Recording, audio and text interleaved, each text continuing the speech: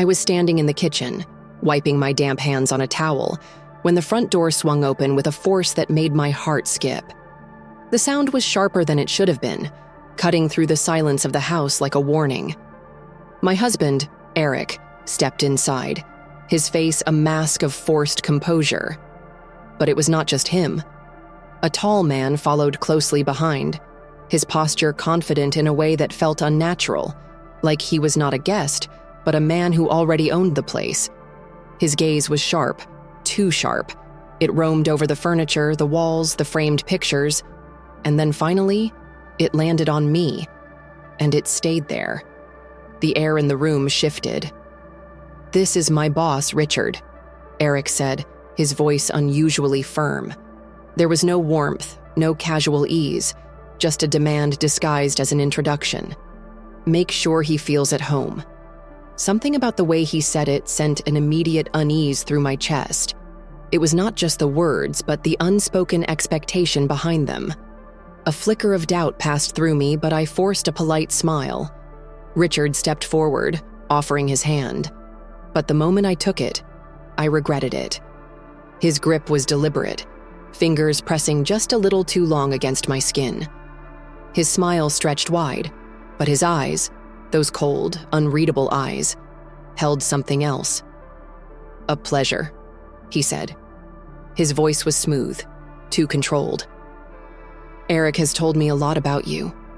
I pulled my hand away as subtly as I could, feeling my stomach twist.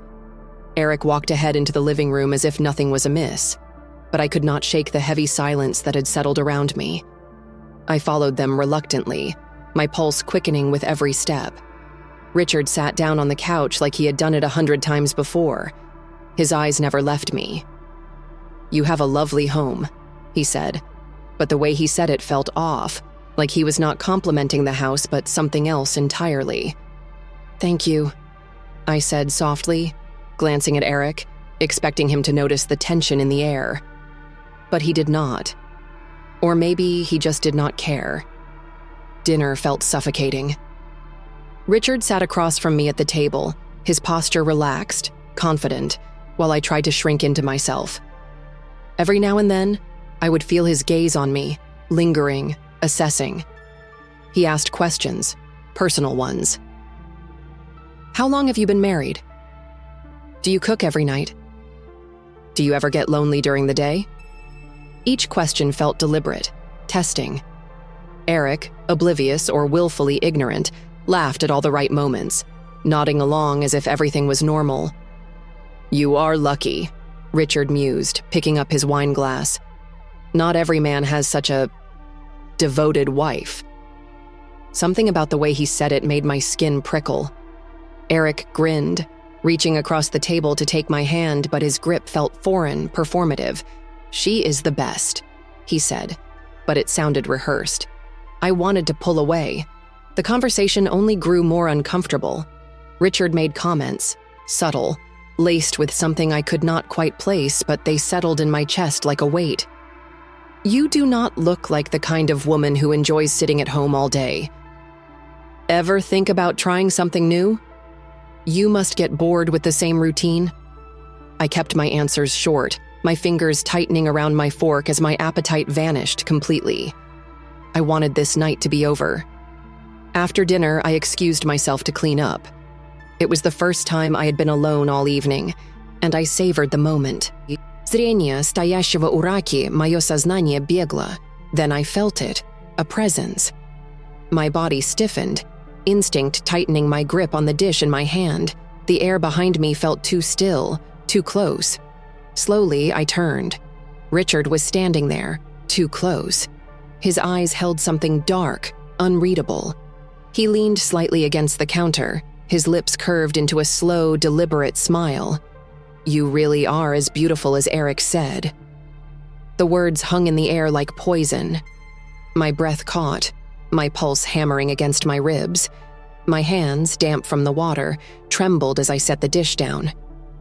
"He talks about you a lot, you know," Richard continued, his tone easy, casual, too casual. "He said you are the perfect wife, loyal, trusting." There was something in the way he said it, something calculated, something that made my skin crawl. I forced a tight smile. Eric exaggerates. Richard tilted his head slightly, studying me. I do not think he does. A lump formed in my throat, heavy and unmovable. I glanced past him towards the doorway, hoping, praying, that Eric would walk in. But he did not. Richard took a step closer. I stepped back. He chuckled as if amused by my discomfort. Relax, he murmured, lifting his hands in mock innocence. I am just making conversation. But it was not just conversation. It was a game, a test. The sound of Eric's voice finally broke the tension, calling from the living room. Richard, you want another drink? Richard held my gaze for a second longer, as if savoring the moment. Then, with a slow, knowing smile, he turned and walked away. I exhaled sharply, gripping the counter for support. Something was wrong. Very, very wrong. And for the first time, I realized that I was completely alone in it. The air in the house felt different after that night. It was not just the lingering discomfort from Richard's words. It was something deeper, something I could not quite place. A shift in the atmosphere, in the way shadows stretched across the walls longer than they should have, in the way my own home no longer felt like mine. I barely slept. Every time I closed my eyes, I could still feel Richard's gaze crawling over my skin. I wanted to believe I was overthinking it, that maybe I was imagining things, but the feeling would not leave me. By morning, I knew I could not stay silent. As soon as Eric came into the kitchen, I turned to face him, arms folded tightly against my chest. He was making coffee, his movements lazy, like this was just any other morning, like nothing had happened. I do not like the way Richard looks at me, I blurted out, my voice sharper than I intended. Eric paused, the spoon in his hand hovering over his cup for just a second too long. Then he stirred, slow and deliberate, as if considering how to respond. He is my boss, Emily. He exhaled, shaking his head. You need to stop overreacting. He is just being friendly. Friendly. I scoffed. Friendly men do not watch women like that, Eric. They do not say things like, I cut myself off, my stomach twisting. Saying it out loud made it feel even more real, and I hated that. He makes me uncomfortable. Eric set his cup down with a little too much force. His expression hardened, a flicker of something unreadable in his eyes. He is important, Emily. We need to keep him happy. We. A shiver ran down my spine at the way he said it, like this was not just about him, but about me too. Like I had an obligation to make Richard comfortable, no matter how much it made my skin crawl. I swallowed down the bile rising in my throat. Then, as if the universe wanted to prove my fears right, Richard strolled into the kitchen. He was already dressed in fresh clothes, his hair slicked back, looking far too comfortable in my home. He grinned at me, then turned to Eric. Hope you do not mind, he said casually. I think I will stay a few more days. My stomach dropped. Eric barely hesitated before nodding. Of course. Stay as long as you want. I turned to look at him, my pulse hammering. Eric. His gaze flickered to me, a silent warning, a subtle shake of his head. Not now. I clenched my jaw. Richard smiled, slow and satisfied, like he had won something I did not even know I was playing for. He looked at me, amusement dancing in his eyes, as if daring me to say something. I bit my tongue until I tasted blood. The next few days were unbearable. Richard was everywhere. If I was in the kitchen, he found a reason to be there. If I was sitting on the couch, he sat just a little too close. His presence was suffocating, his gaze never straying far. It felt like he was waiting. And then, there were the touches. They were not obvious, not enough to call out without sounding paranoid. But I felt them. The way his hand lingered a second too long on my back as he walked past, the way his fingers barely grazed mine when I set down a plate, the way his leg pressed against mine when we sat at the dining table. And he did not move. It was calculated. And Eric saw it. I watched his Reaction, waiting for him to say something, to do something, but he never did. He would glance at Richard, then at me, and then he would look away, as if it was not happening at all. I was alone in this. That night, I woke up to something strange. It was the feeling of being watched. My eyes fluttered open, the room shrouded in darkness except for the faint glow from the hallway. My pulse pounded in my ears as I turned my head toward the door. And there he was, Richard, standing outside our bedroom door, just standing, watching. A cold shiver ran down my spine, every muscle in my body tensing. I gripped the blanket, my breath coming in shallow gasps. Was I dreaming? This was real. His shadow stretched long against the hallway light, unmoving. He was not even trying to hide it. Slowly, as if testing the moment, I reached out toward Eric, my fingers shaking as I nudged his arm. "Eric," I whispered, my voice barely audible. "Wake up." Nothing. I pushed harder. "Eric." He groaned, shifting slightly but not waking up. I turned back toward the doorway, but Richard was gone. The hallway was empty. My heart was hammering so hard it hurt. Had I imagined it? I knew what I had seen. I scrambled out of bed and rushed to the door, locking it with trembling hands. My breath came in quick gasps, my entire body on edge. I did not sleep for the rest of the night. The next morning, I was exhausted, but I had no time to process what had happened. Richard was still here, still acting like he belonged, still watching me with that knowing smirk. I needed air. I grabbed my phone and stepped outside onto the back porch, inhaling the crisp morning air like it was the only thing keeping me sane. My hands shook as I pulled up my messages, about to type a text to my sister. I needed to tell someone, anyone, what was happening. But before I could start typing, a voice came from behind me. "You should smile more." I froze. Slowly, I turned. Richard was standing there, his expression unreadable. His gaze flickered to my phone, and then back to my face. "It suits you," he added, stepping closer. Too close. I gripped my phone tighter, my nails digging into my palm. "Excuse me?"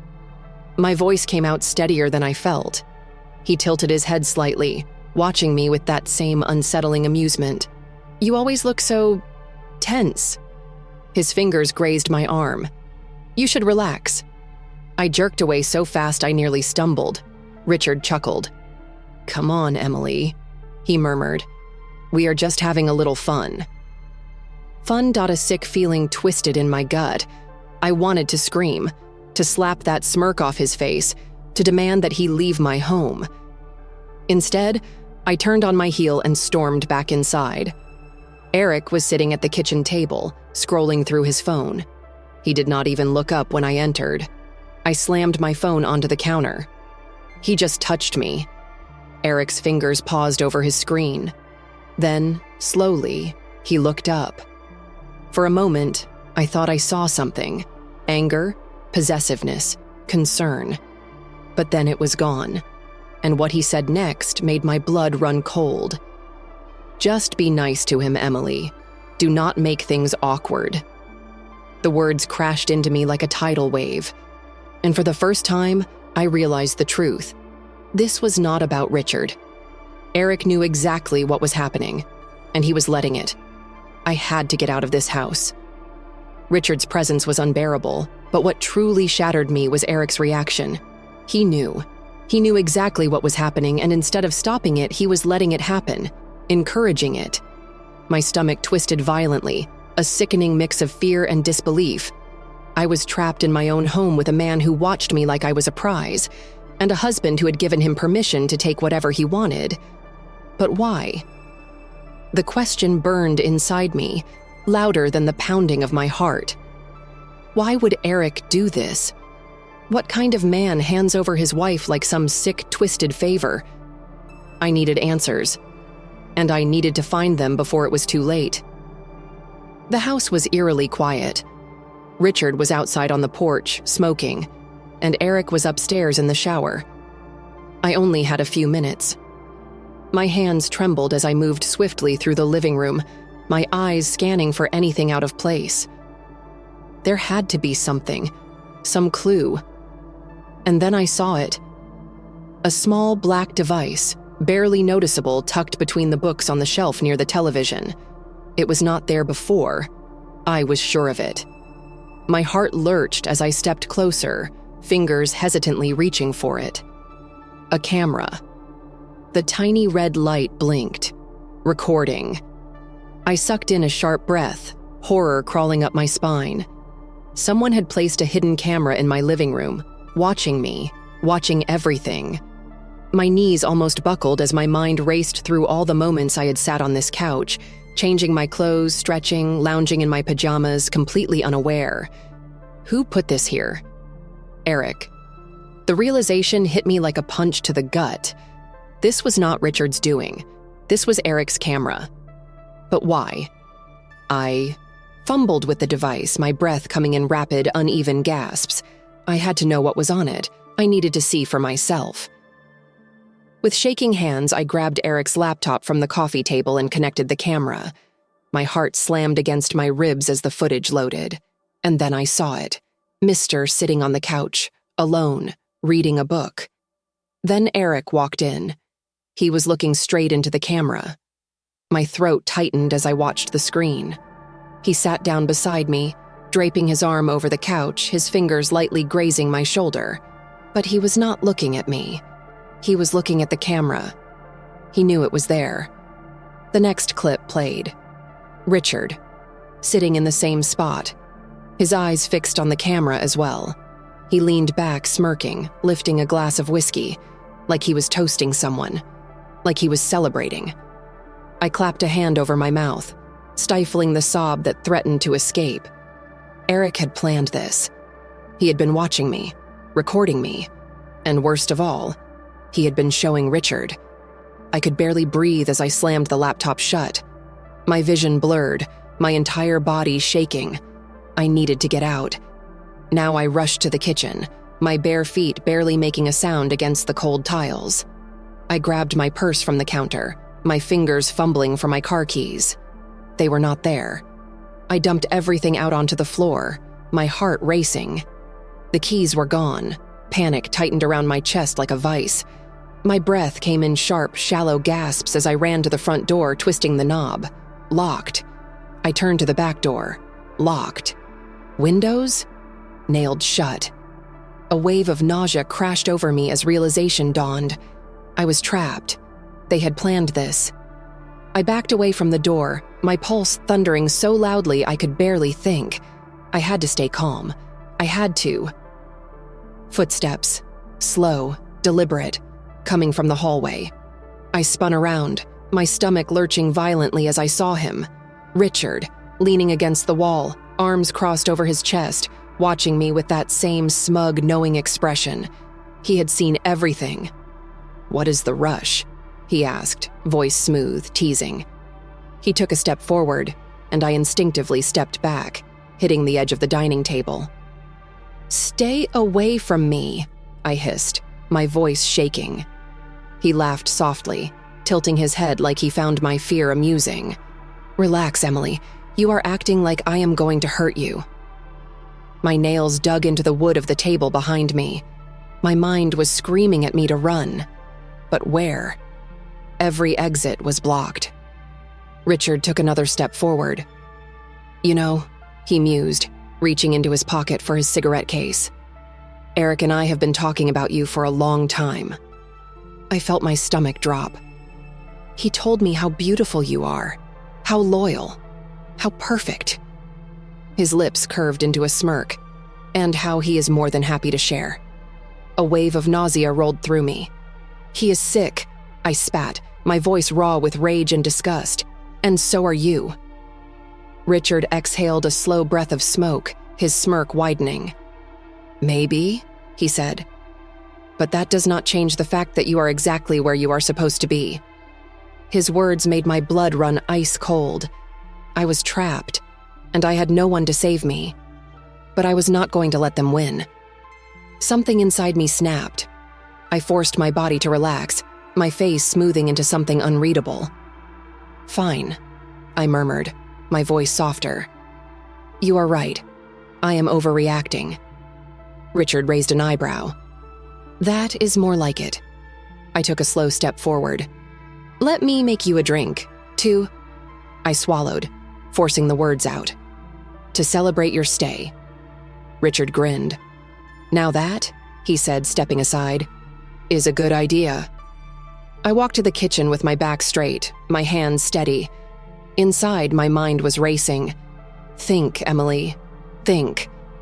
I grabbed a glass and filled it with whiskey. Then, with quick, precise movements, I reached for the small bottle of sleeping pills hidden in the back of the cabinet. I crushed 3 pills between my fingers and let the fine powder slip into the drink. I turned back, forcing a smile, and handed the glass to Richard. His fingers brushed mine as he took it, and then, without hesitation, he brought it to his lips and drank. I held my breath. 1 sip, 2, 3. Then he grinned, setting the glass down. "I knew you would come around," he said. I smiled back and waited. Richard leaned against the counter, sipping the whiskey I had just handed him. My heartbeat was a violent drum inside my chest, but I forced myself to stay composed. The weight of what I had just done settled in my stomach like ice. 3 crushed sleeping pills, mixed seamlessly into the amber liquid, disappearing into his mouth with every slow sip. I could not afford to panic. Not now. Richard sighed in satisfaction, his body relaxing as the alcohol seeped into his system. "I knew you would come around," he murmured, his voice thick with amusement. He swirled the liquid in his glass, then lifted it in a mock toast. "To new beginnings." I swallowed the disgust rising in my hands flew to the lock again, frantically twisting, pulling, begging the door to open. And then, sirens. The sound hit me like a lifeline, piercing through the chaos, growing louder, closer. Eric froze. I yanked the door open, stumbled outside, gasping as the cold night air hit my face. Flashlights, voices, footsteps pounding on pavement. "Ma'am!" A voice, strong, urgent. A uniformed officer rushed toward me. "Are you okay?" Behind me, Eric cursed, but it was too late. The police swarmed the house. I turned, chest heaving, hands shaking as I watched 2 officers shove Eric against the wall, his protests cut off by the click of handcuffs. Another officer rushed past me, heading straight for Richard, who was still slumped in the chair, barely conscious. His glazed eyes lifted to mine for one final moment before he was dragged away. I stood there, barefoot on the cold concrete, watching as they were both taken away. And yet, despite everything, the relief never came, because a single chilling thought echoed in my mind. What if they had gotten away with it? And worse, how many times has this happened before?